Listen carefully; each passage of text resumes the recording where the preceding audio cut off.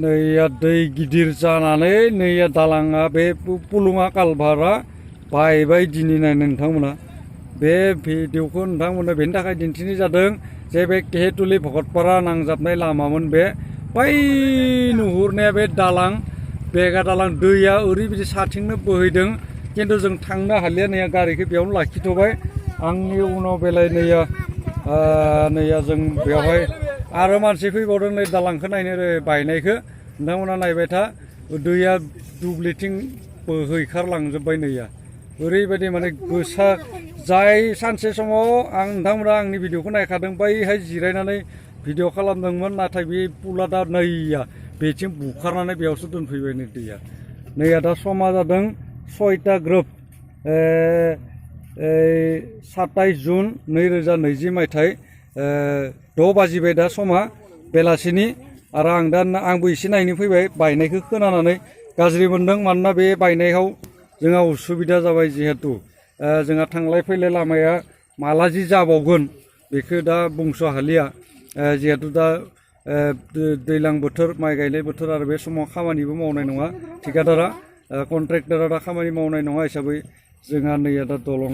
पुला बेबायदि जाना थाबाय नैया आङो सेरनिफ्राय दिन्थिनो नै नोंथांमोना आंनि आथिंखौ नुदों बेबायदि बायबाय नै बायख्ल'लांबाय बेथिं साहा नैया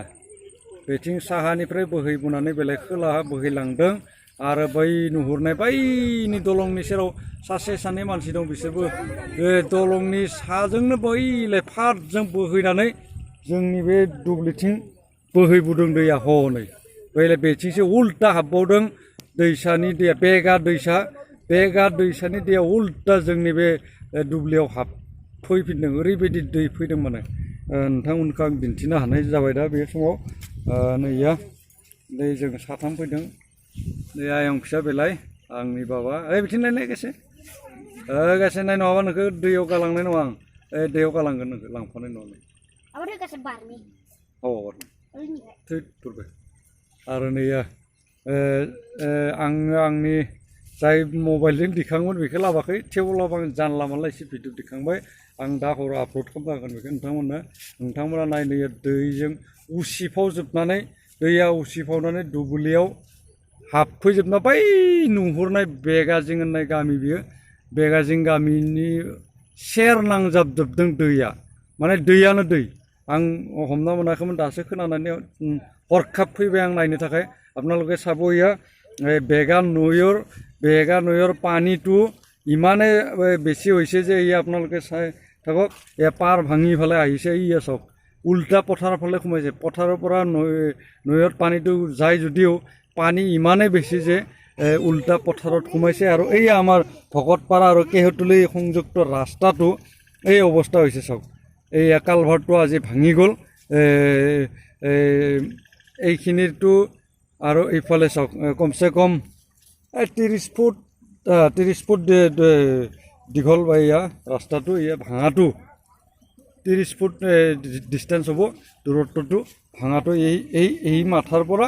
এই পূব মাথাৰ পৰা এই পশ্চিম মাথালৈ 30 ফুট আপোনালোকে চাব কেনেকৈ অৱস্থা হৈ আছে ইয়া ভকতপাৰা কেহেটুলি সংযুক্ত এই পথটো